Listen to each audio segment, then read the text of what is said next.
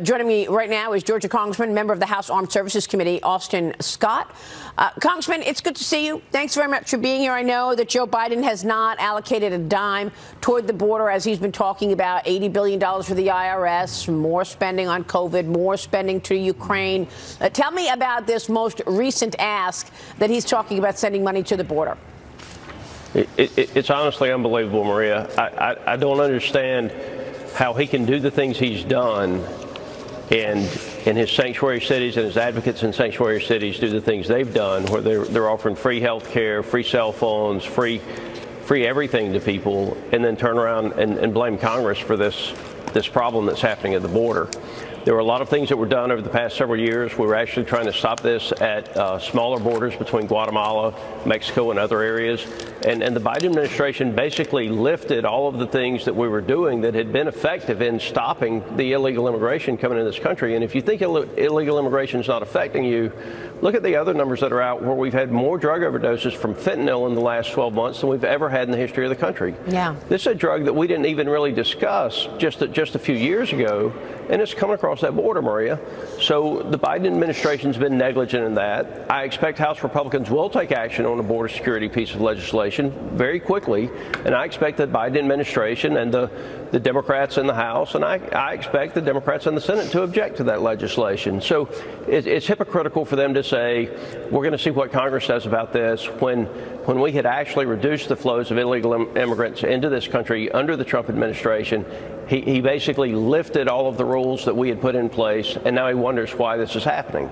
Right. Well, 5 million people have come into this country illegally on Joe Biden's watch. You just look, since October, it's half a million. 500,000 migrant encounters recorded. These are encounters recorded, not the gotaways. The Department of Health and Human Services approved Washington State's request to provide health insurance to illegal migrants by rolling back requirements for the Affordable Care Act, Congressman. So now they're going to get health insurance. They claim it's a matter of health equity. What are the other benefits that illegals get for jumping the line and coming into this country? And do you have anything to say about what took place on Sunday with these stunning pictures? I mean, free cell phones is the first thing I think they get. Then they're getting access to our healthcare system. They're getting access to the school systems. There's a cost for every illegal immigrant that comes into the United States. This has got to be stopped.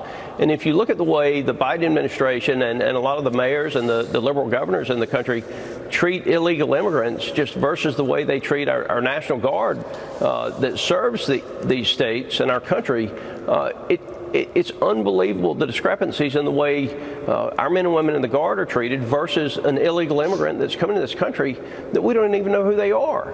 And so we give illegal immigrants free cell phones, free health care, free education. I'd be interested to see if those states out there that are doing this for all of the illegal immigrants, do they help their National Guard troops with assistance for TRICARE payments or with health care for the National Guard?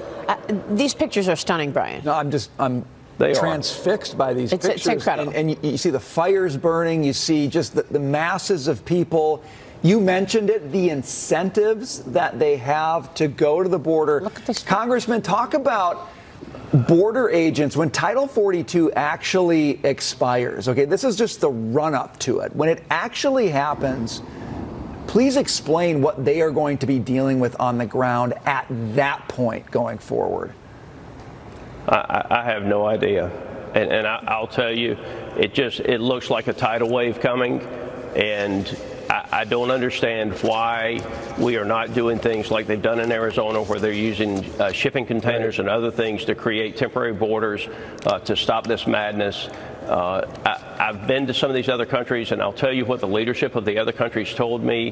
This was years ago. If you want to stop illegal immigration, stop inviting them to the United States and giving them all the benefits that you do. Yeah, exactly. Real quick before you go, the Senate Minority Leader Mitch McConnell says that they're very close to reaching a deal on the year-end omnibus spending package.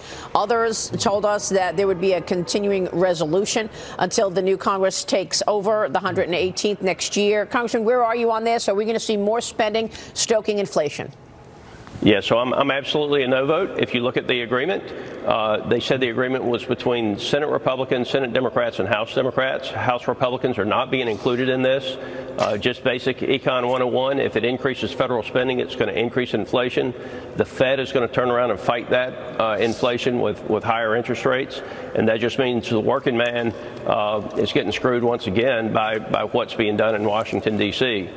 Maria, if they do send it over, I'll tell you, if they send it over without a way to pay for it, then it will give Republicans in the House the opportunity to speak on this. And I would advise every federal agency out there that they should be prepared to withhold or to hold back some of their federal appropriations, because we in the House Republican Party, we actually understand economics, and increased federal spending is going to lead to increased inflation. And again, the Fed's going to fight that with higher interest rate, and that hurts everybody in this country that gets up and goes to work in the morning. Yeah, well, Congressman, we're watching it. We know they spent $10 trillion. How much did they borrow, Dagan? They borrowed $5 trillion. $5 trillion in new borrowing. Unbelievable. Congressman, it's good to see you. Thanks very much. Austin Scott joining us this morning.